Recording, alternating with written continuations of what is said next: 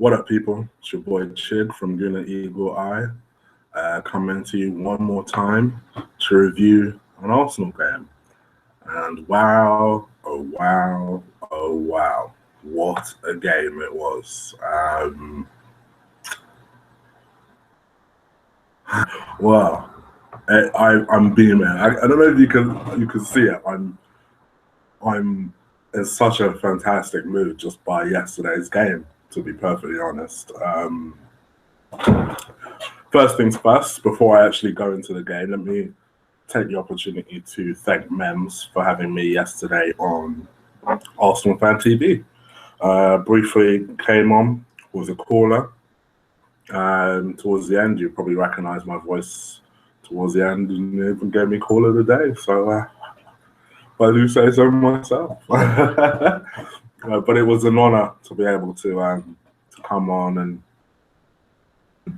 speak to Mams and have a bit of a back and forth game with him.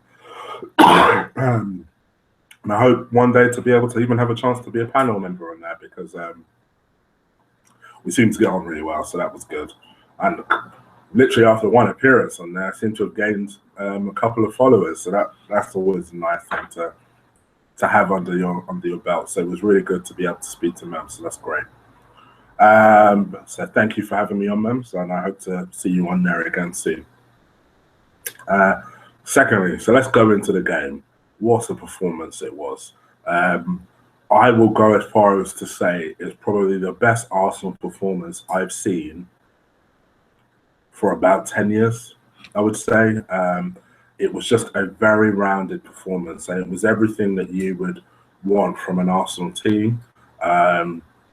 We were at it from minute one, really. We did something unusual. We were pressing high. We were playing really dangerous counter-attacking football, to the point where every time we had an attack, you would have thought we were making something of it. I was so proud to watch the team.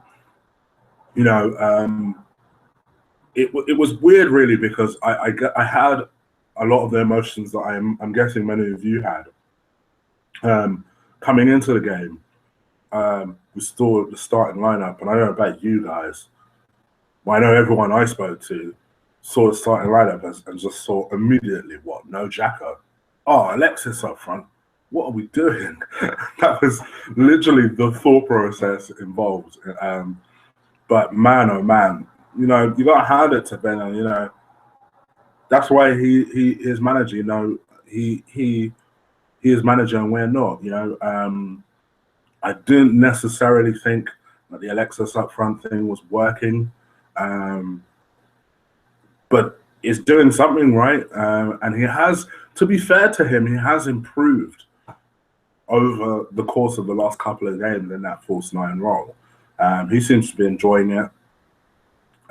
False nine does work for a while, and while it's working, why not play him? You know. And apart from anything, I think Drury plays better when he does genuinely have someone keeping him out of the team. So I'm all for this. I'm all for this move. As long as it continues working, why not? It takes the spotlight and attention a little bit off Perez. Gives him enough time to be able to develop. Gives us another option when we need him.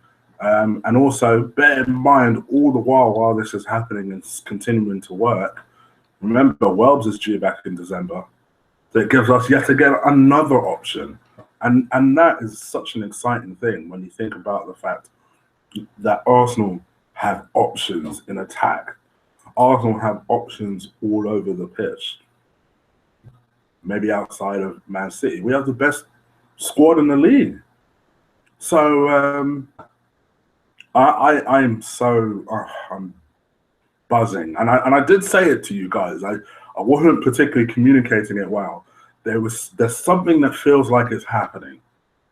I just felt against Forest, and what I was trying to communicate to you guys against Forest was, when I was watching the game, it just felt so tranquil. It felt almost like we got this. Like, we've got this. Don't worry, we've got this. And going into the Chelsea game, don't get me wrong, I was nervous as heck prior to the game. But then as we started playing yesterday, I realised I had that same tranquil feeling. But this time it wasn't against Forest, it was against Chelsea. And I was thinking, really, we got this? And then soon after, 15 minutes into it, or 11 minutes into it, Alexis scores, then Theo scores, and you're like,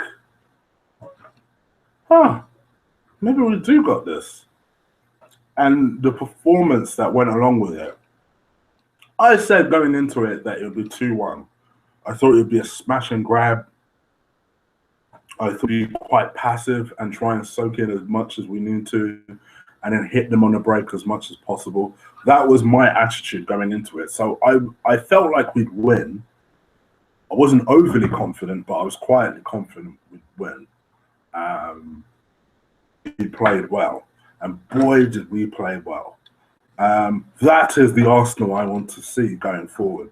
Because mark my words, I don't care what City are doing. If we can replicate that performance throughout the season, we'll win this league. I don't care who Pep is.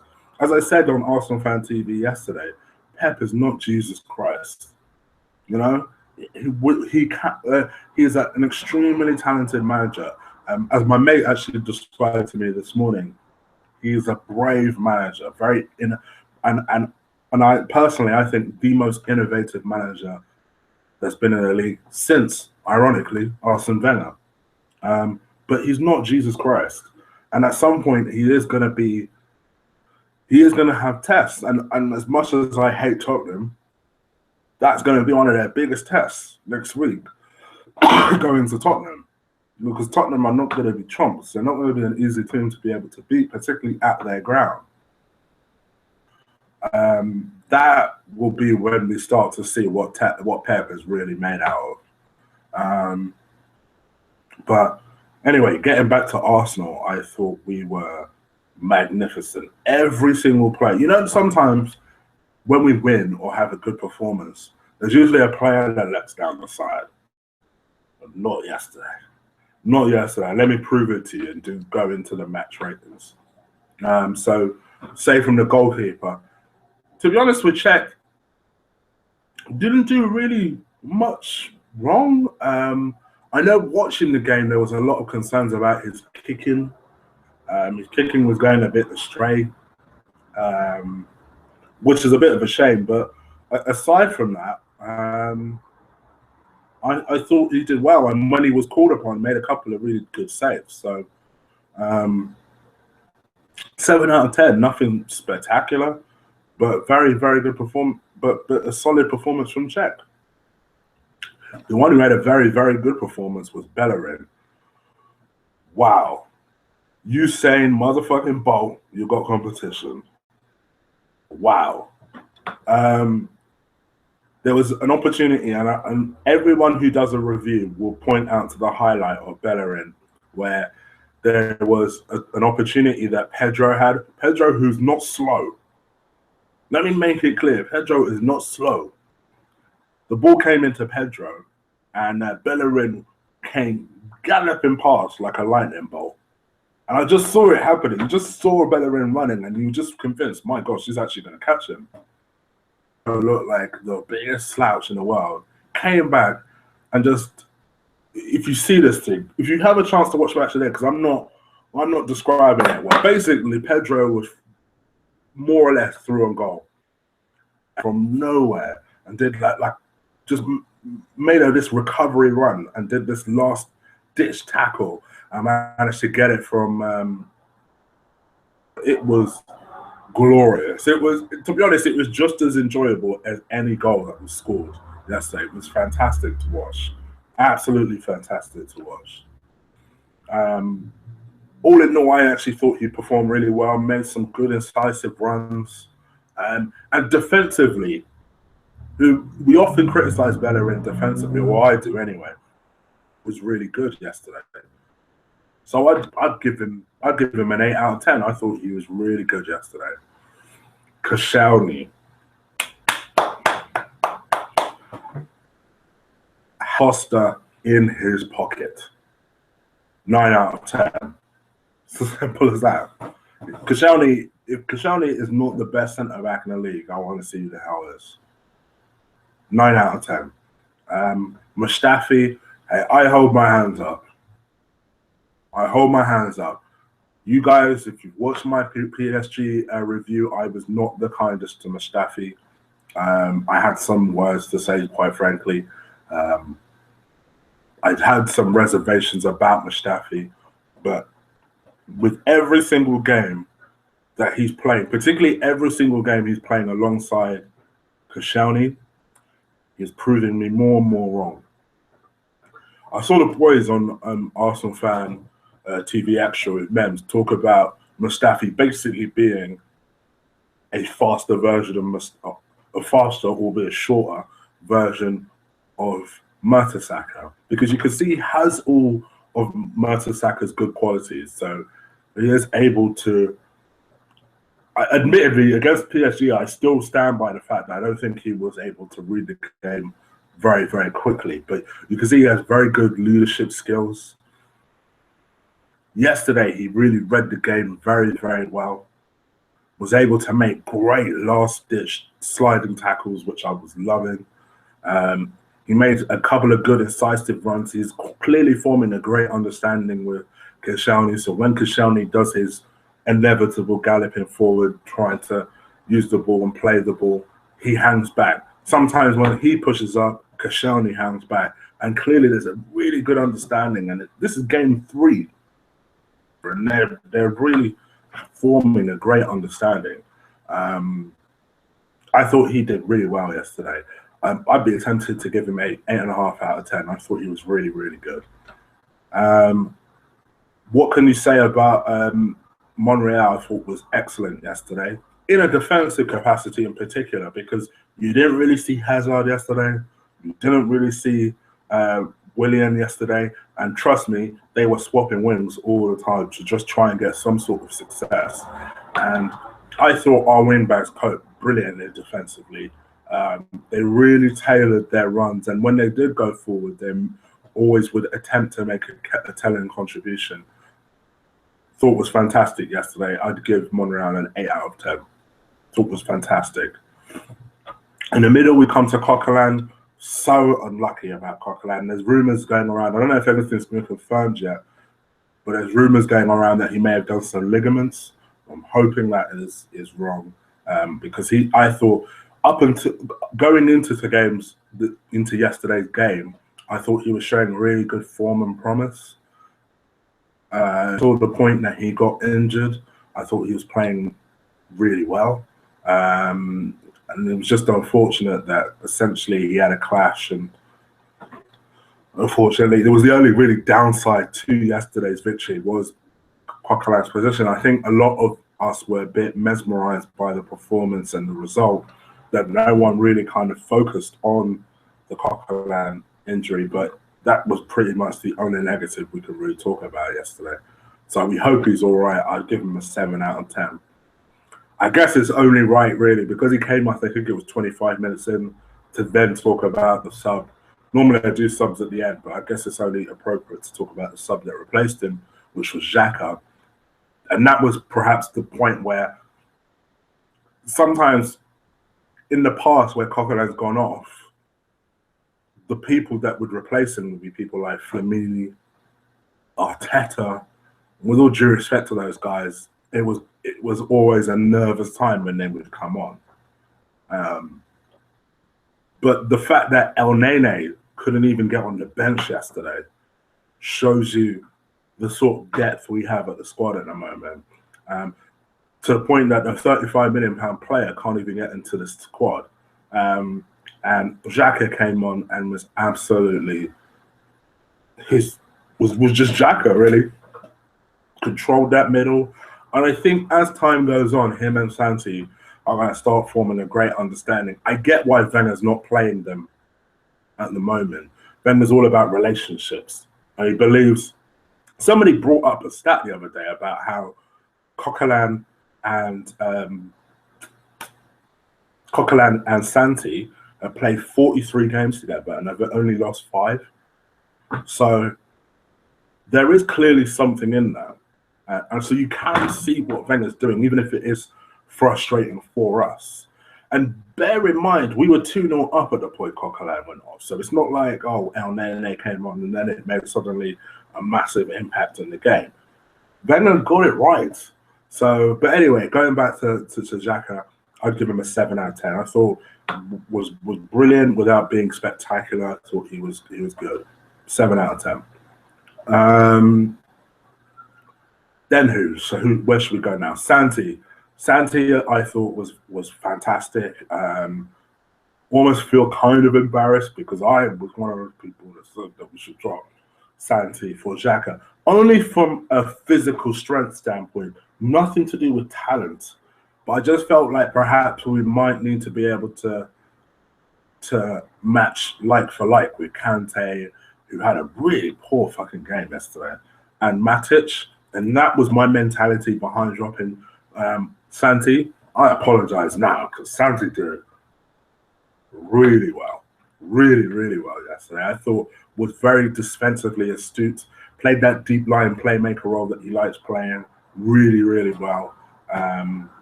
Made some good interceptions, and I thought really good passes, really good influential passes. I'd be tempted to give Santi, I'd give him a 7.5 out of 10. I thought he was good. Let's switch to the right. Another apology needs to be made. So Theo had his best game in an Arsenal shirt for the last 18 months. I thought was outstanding. Absolutely outstanding. Ran that channel. Absolutely was a constant threat. Just kept plugging away, kept running and running and running and running. I'll tell you, their left back, I think his name is Suarez, their left back, he won't want to see Theo again. He kept running and running and running and running and just kept terrorizing their defense. I thought was brilliant yesterday. I cannot say enough good stuff about Theo. And I apologize now because I am one of Theo's biggest critics. I can admit when I'm wrong. And yesterday, to be fair, this season he is really improving. He's playing like he wants another contract. So let's face it, that's when we know Theo decides to play. And who knows, maybe he has had that warning of, you know what, unless you up your game, it could be a wrap for you at Arsenal. And I think he's really taking that advice and running with it. Fair play, I hold my hands up. Theo was outstanding. And between Ox's game midweek and his game yesterday, clearly these two are starting to take the advice they're getting and starting to up their game. So honestly, at this rate, I don't know where Ramsey's coming back into. He's not getting in the squad. I even said that yesterday. He's not getting in the squad. Well, not in the starting lineup, anyway. I thought Theo was outstanding yesterday, and I'd give him a 9 out of 10. I really would. Hold my hands up. It was fantastic yesterday. Switching it over to the other wing, I thought Iwobi was outstanding as well yesterday. I thought was a constant, just gave Ivanovic all kinds of hell. All kinds of hell. I thought was absolutely brilliant yesterday. Every time I saw Arsenal on the attack, he had a hand in something. And he was a constant goal threat. Kept plugging away and kept moving, kept passing, kept dribbling, kept attacking. I still think the only part of his game that he perhaps needs to improve a little bit is his tracking back. That was the one thing Theo did, as opposed to Alex. Better was that Theo, to be fair to him, listen, Alex is my Nigerian brother, but I can be honest. And Theo kept tracking back and was making like last-ditch tackles and really helping Bellerin out. I don't think Alex did as much of that, and it's not really his game. And that's the only part of his game I'd like to see him improve. He's 19, let me cut him some slack. So I thought he did really well, and I'd give him an 8 out of 10. I initially gave him man in a match, but if I'm being really honest, probably didn't do quite enough to be man in a match. But I thought was really fantastic. Then Mesut. He's been accused before of going missing in big games. Most definitely was not missing yesterday. Was an absolute genius yesterday. I thought, again, if there was an attacking influence that was constant in the game, he had a major, major hand in it. I thought performed exceptionally well. Really did everything that he possibly could do to try influence something. Best number 10 in the world. I keep saying it, and I keep getting heat for it, and I'll keep saying it. Best number 10 in the world. 9 out of 10. Then you've got Alexis. Alexis, bless him. He's playing a position that he's probably not totally in love with, but I think he's starting to enjoy. Dare I say, I think he's starting to enjoy it because he's adapting himself really, really well. I think he's learning to kind of be involved in a team in a little bit more of a constructive way as opposed to continuously dropping off and dropping off and dropping off and being lost in the shuffle, so that by the time we're looking for a focal point up front, there's no one there. I thought was very, very good yesterday. Got himself a goal, as did Ozil. Sorry, forgot to mention that before. Got himself a goal. I thought was exceptional. Oh, going back to Ozil for a second. Not only did he score, there was one point where he did this wonderful no-look pass. It was the man is a genius. But anyway, going back to Alexis, I thought was a really constant threat. I'd give him an 8 out of 10. Honestly, the whole team performed magnificently well. You know, the subs that came on. So Gibbs came on just to solidify things a little bit, and I thought he performed really, really well as well.